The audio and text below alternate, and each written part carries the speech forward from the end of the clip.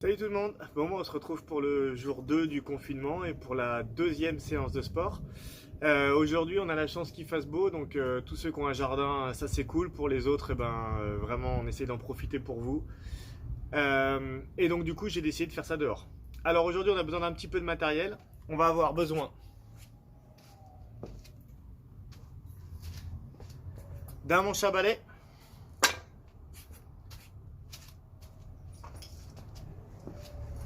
d'un sac à dos. Les collègues qui d'habitude ont un cartable, évidemment, ça marche pareil.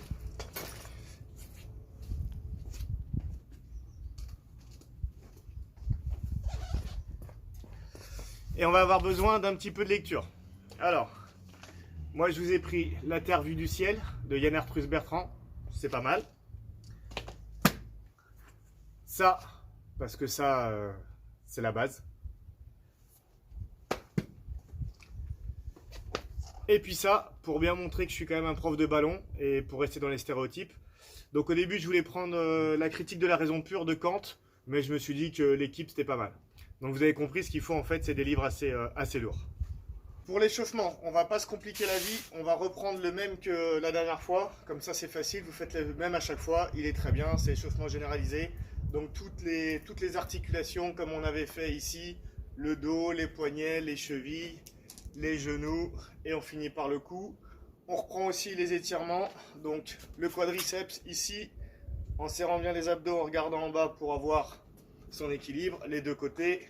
Ensuite, les adducteurs, on écarte plus que les épaules, pieds parallèles, on pousse le bassin vers l'avant et on descend, hop, 2 fois. Et on finissait par les ischios, on croise, on ne fait pas d'à-coup, donc pas de sursaut, juste on laisse tomber. Et même chose, on croise et on fait de l'autre côté. Voilà. Je vous montre quand même des étirements spécifiques.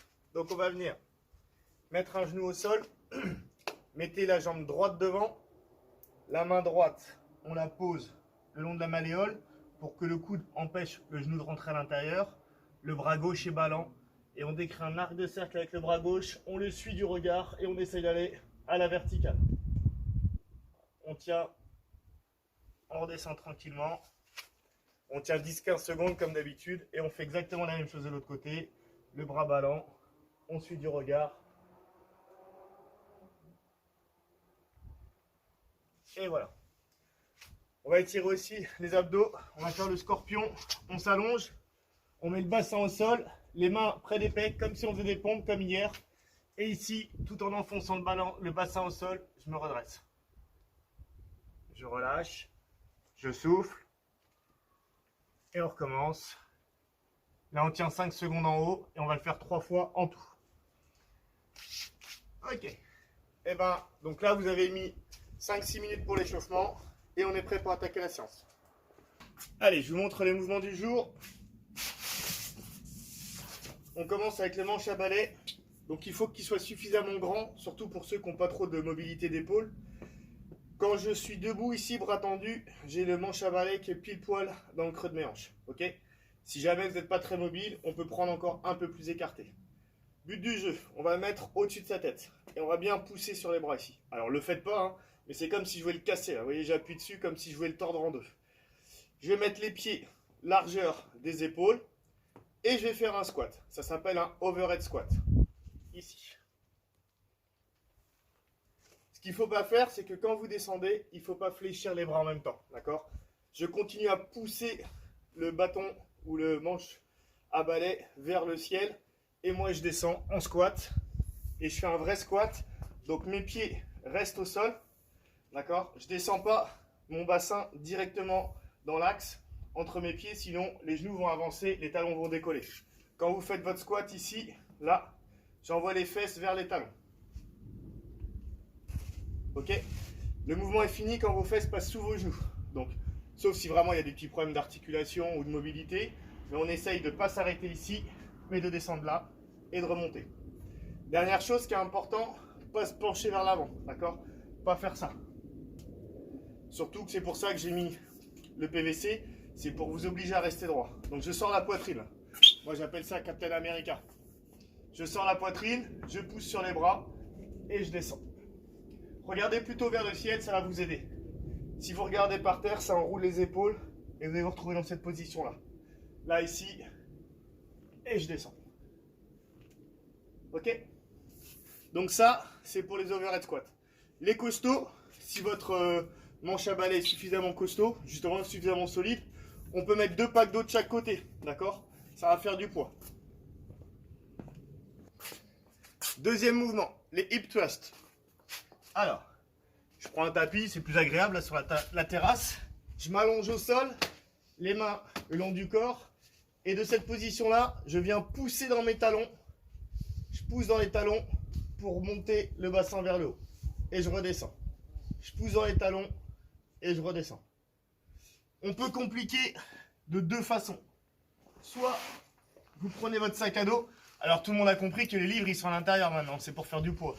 Donc soit vous prenez votre sac à dos et vous le mettez pile sur le bassin ici et je pousse.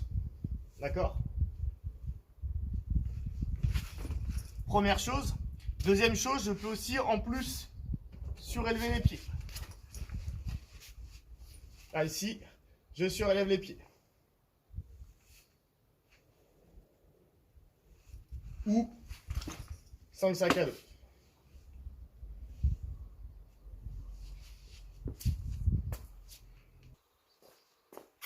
Exercice suivant, toujours avec le sac à dos. On va faire ce qu'on appelle un ground to overhead. Encore une fois, hein, vous excusez mon accent, les profs d'anglais. Donc, c'est-à-dire que l'objet il va partir du sol et il va aller jusqu'au-dessus de ma tête. Super pour en ce moment quand vous avez vos packs d'eau ou quand vous avez tout votre pack de papier toilette là, qu'on a dévalisé. Non, on n'a pas fait ça. Alors, on va prendre le sac à dos, on va le mettre entre les pieds, d'accord? On va descendre en fléchissant les jambes. Je vais d'abord pousser sur les jambes. Ensuite, je passe le sac à dos le plus près possible du corps et je l'emmène au-dessus de ma tête. Je vous montre de profil. Ce qu'il ne faut pas, c'est que le sac à dos soit loin de vous. S'il est loin ici, ça va tirer sur le dos. Donc, je le mets ici. Autre chose, et ça c'est la règle de toute façon quand on récupère un objet du sol, jamais de jambes tendues et de dos rond ici, et encore moins tirer avec les bras. Ok? Les jambes sont beaucoup plus fortes que les bras. Donc, je descends en gardant le dos droit. Je pousse sur les jambes et j'emmène au-dessus de ma tête.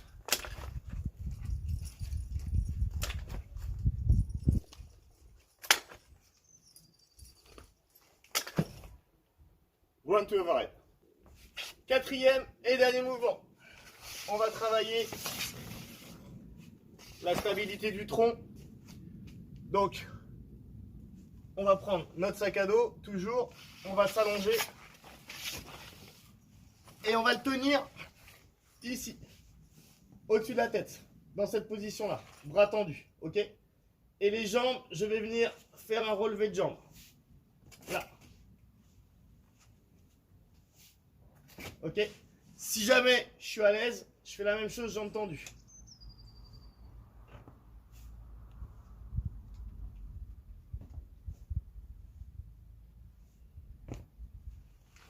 Ici, il faut bien penser à plaquer les lombaires au sol, d'accord?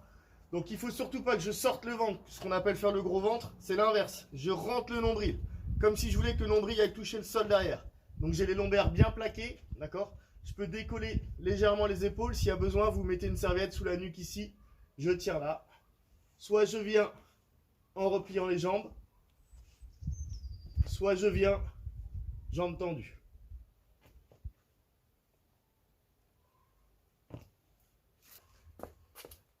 Ok, maintenant que vous avez les 4 exercices, qu'est-ce qu'on en fait? Eh bien, on va faire pareil, 2 niveaux. On va faire ce qu'on appelle soit un 50, 40, 30, 20, 10.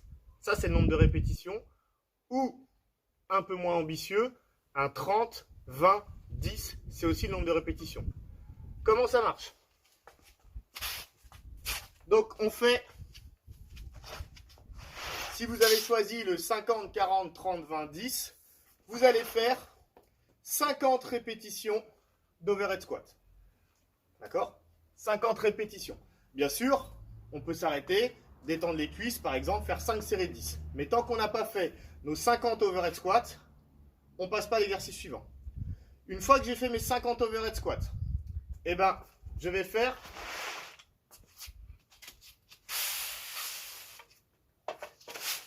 mes 50 hip thrust. Ici, je fais les 50.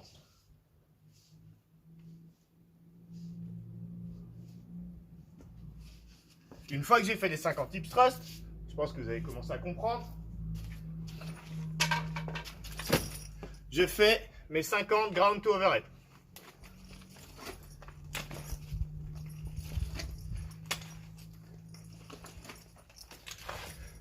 Quand j'ai fait mes 50 ground to overhead,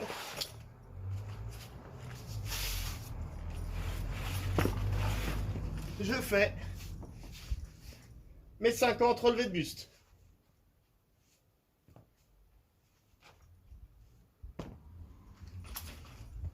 Donc, 50 répétitions de chaque exercice. Une fois que j'ai fait les 50, je passe à 40. 40 répétitions de chaque exercice. D'accord? Les mêmes, le overhead, le hip thrust, le ground to overhead, et on finit par le relevé de buste. Ensuite, on fait 30 répétitions, 20 répétitions, 10 répétitions. Évidemment, pour ceux qui ont choisi 30, 20, 10, vous faites d'abord 30 répétitions des 4 exos, ensuite 20, ensuite 10. Le format, c'est ce qu'on appelle un 4 time. C'est-à-dire que vous avez la tâche, d'accord, c'est votre nombre de reps, 50, 40, 30, 20, 10. On déclenche le chrono quand on commence et on arrête le chrono quand j'ai fini la série de 10. Donc je vais finir avec les 10 derniers relevés de buste. J'ai fini, j'arrête le chrono, il y a mon temps, ça s'appelle un 4 time. J'ai mis 7 minutes pour le faire, j'ai mis 10 minutes pour les faire, j'ai mis 15 minutes pour le faire. Ok ? C'est vous qui gérez vos récup dans les mouvements. Juste, je répète, tant qu'on n'a pas fait le nombre demandé sur un mouvement, on ne passe pas au mouvement suivant. D'accord? Donc j'ai le droit de couper, de faire 5 séries de 10 par exemple, voire même 10 séries de 5 s'il y a besoin. Mais par contre, tant que je n'ai pas fait les 50 d'un mouvement, je ne passe pas aux 50 d'un autre mouvement. Et quand j'ai fait les 50 des 4 mouvements, là je passe aux 40. Amusez-vous bien et comme d'hab dans le groupe WhatsApp, s'il y a besoin des adaptations pour ceux qui ont des soucis de dos ou des choses comme ça, pas de soucis, eh ben, je vous donne tout ça. Et on s'écrit là-dessus. Ciao!